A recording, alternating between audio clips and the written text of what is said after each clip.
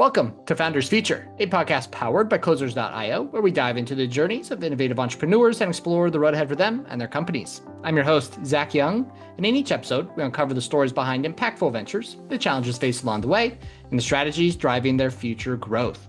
Today, we're joined by Darrell Urbanski, the founder of Best Business Coach and a proven business strategist who's been helping entrepreneurs, CEOs, and sales leaders scale revenue through automation, data-driven systems, and his signature 8 critical business success habits. With experience building marketing funnels that generated millions, like the $1.6 million system he launched at Nero Gym, and coaching high-profile clients from Cameron Herold to Michael Gerber, Darrell combines evidence-based research on self-efficacy, strategic planning, sales mastery, and operations to turn business chaos into predictable growth. Darrell, a very, very warm welcome to Founders Feature. Yeah, Zach, it's a pleasure to be here. I appreciate your time. Absolutely. It's going to be a great episode. A lot to dive into. Before we do, I do like to start with your background, though. So before business coaching, before helping other business owners to scale, tell us, what were you doing previously and what was really your inspiration for getting into this space? Yeah, so it's funny because my co-op that I did when I was in high school, I worked for a local company called marketme.ca, which was a local marketing company. And they had a partnership with bizbound.ca, which was sort of a startup incubator. And so that was my first exposure when I was just in high school. I was going and talking to business owners, and I had no idea what I was doing. You know, I was just like so green behind the ear. But that was sort of the beginning of how it got started.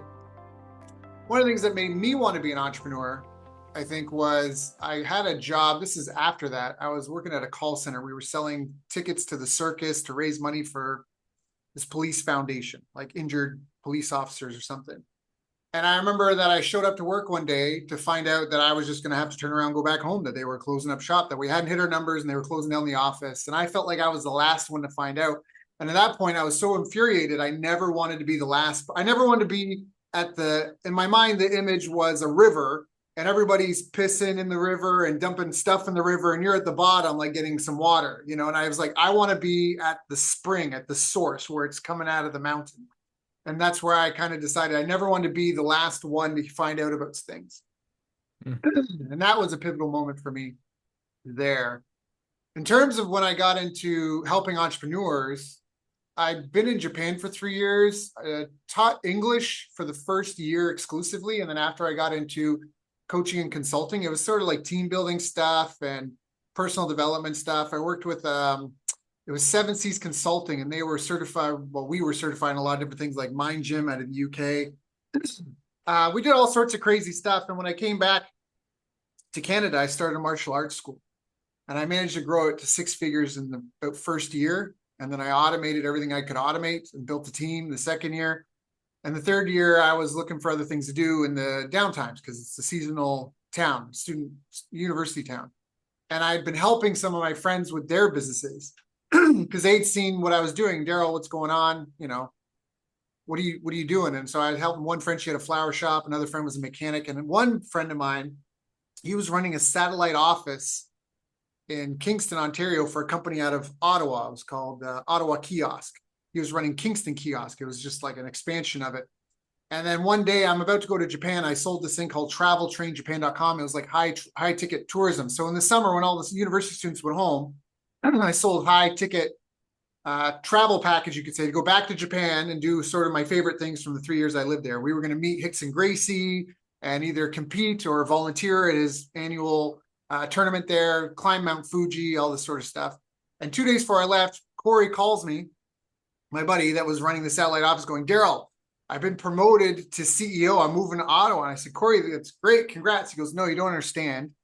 I don't know what I'm doing. I was just sharing a lot of stuff that we would talk about because he had in his office this fantastic wall of whiteboards. And I was reinvesting and doing my own, like paying to be a masterminds and my own coaching and figuring it out. Right.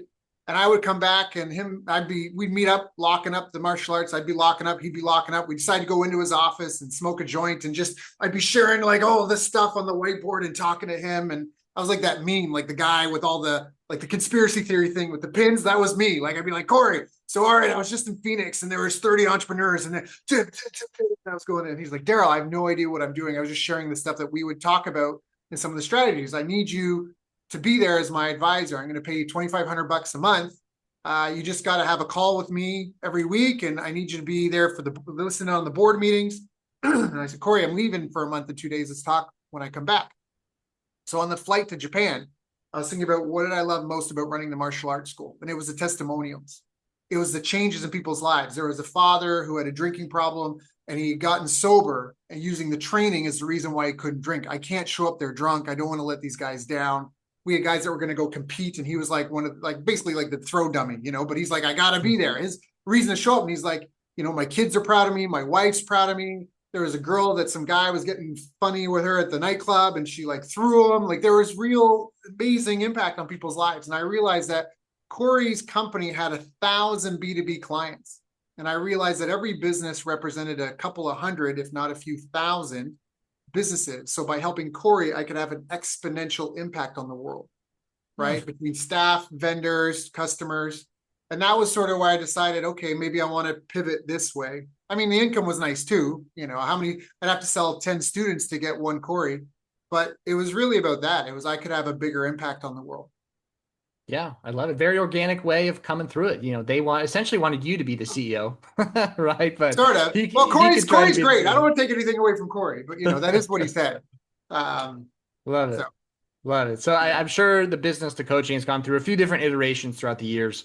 But let's dive into the present day, early 2026. What does working with Darrell look like? Who are you typically working with? Everything like that.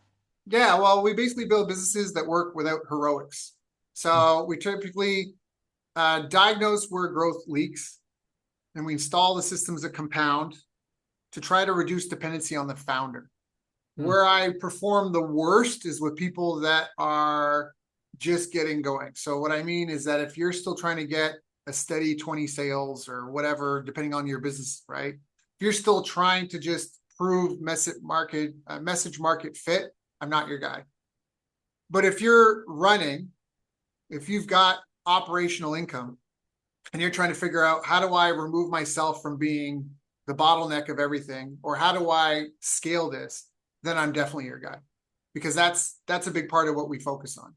Yeah. Like you mentioned, the 8 critical success factors. In 2020, everybody was arguing about the science of this, the science of that. I grew up in a house of hard sciences, geology and physics, applied physics. And so I thought, well, what does the science have to say about business success? So ultimately, I ended up spending about $50,000, having 10 different assistants, and almost 2 years to go through all the academic literature we could find from around the world. We looked at studies out of Saudi Arabia and Indonesia, all over. And we identified 8 critical success factors that then we translated into what does that mean in terms of daily, weekly, quarterly, annual habits. So the 8 factors are self-efficacy, market intelligence, strategic planning, marketing strategy, sales strategy and skills, money management, business operations, and business intelligence. Some of them seem self-explanatory. Self-efficacy is your ability to get things done via yourself and others. There's certain personality characteristics that you need to demonstrate. You can be an introvert, but you need to be extroverted if you're trying to lead a company, right? You have to have communication skills, emotional intelligence skills. You have to have discipline. And what we find is a lot of times there's owners that might have a successful business, but the bottleneck is actually a personal thing. It's very Shakespearean. In all of Shakespeare's plays, the main characters fall victim to their greatest flaw. And I think business can be that way as well. Yeah. So I don't know if that answers your questions or if I just kind of danced around it. No, you're good. It's I've heard it a lot and I've seen it as well. Owners have a tough time giving up power, giving up responsibility in their business. I think the stat, and correct me if I'm wrong, I think it is 90% of profitable businesses will not sell because of owner dependency. Have you heard something like that before? Yeah, it's huge. And it's, I love this quote. It says, don't expect others to understand your grind when God didn't give them your vision. And that's why so many people, they prize it. They don't want to tell anyone about the secret business idea that they have because they think others are going to steal it because it's their baby. It's their spark. And so I get it. But also, if you're good at something, you have to think of like this magical black box. And, if you think of like a dentist office, I'm crying and in pain, and I go in through one side and I come out the other side with a beautiful smile, happy and pain-free. And so if you're out to serve the world by putting as many people into your black box as you can, and that's essentially what a franchise is. Someone figured out how to operate a black box, and you pay to learn how to operate that black box to reach people that they can't reach because there's just only so many hours in a day, because there's physical limits to their one location or whatever that is. So 100%. Yeah, absolutely. Look into the back end of the business for a second. How are these entrepreneurs, CEOs currently finding you to work with you? Well, we do a podcast. I also have an online business conference or summit, depending what you want to call it. So we just launched one. We did the first one last year, Q4. We brought 30. So my podcast, I've interviewed over 650 experts, and I brought together sort of the best 30. And for 5 weeks, we taught everything. I basically had different experts for all the different 8 factors to teach on that. So that's, typically there's only 3 ways to get traffic: buy it, borrow it, or build it. So we do paid ads. We do things like this. I'm on your podcast. We work and find for strategic partnerships, and then we build it. We've got social media, which is okay for us, but the podcast has really been good. We get a ton of downloads and SEO. Those are kind of strengths for us. Nice. Sounds like you're hitting a little bit of everything there. You've used the term us a couple times. Sounds like you've built out a team that's working with you. Walk us through your team and kind of how you went about building them. Right. Well, so I always tell people in the business, it's, if you think about it, prior to apps like Uber or Grab or wherever you are, if you're a cab driver, first thing you're like, okay, I want to be a cab driver. Well, I got to have a car. And then I need to know where the people are that need to be driven places. So the first thing you're trying to do is just fill your own schedule. Where do I need to be? What's the train schedule? What's the school schedule? What's the working professional schedule?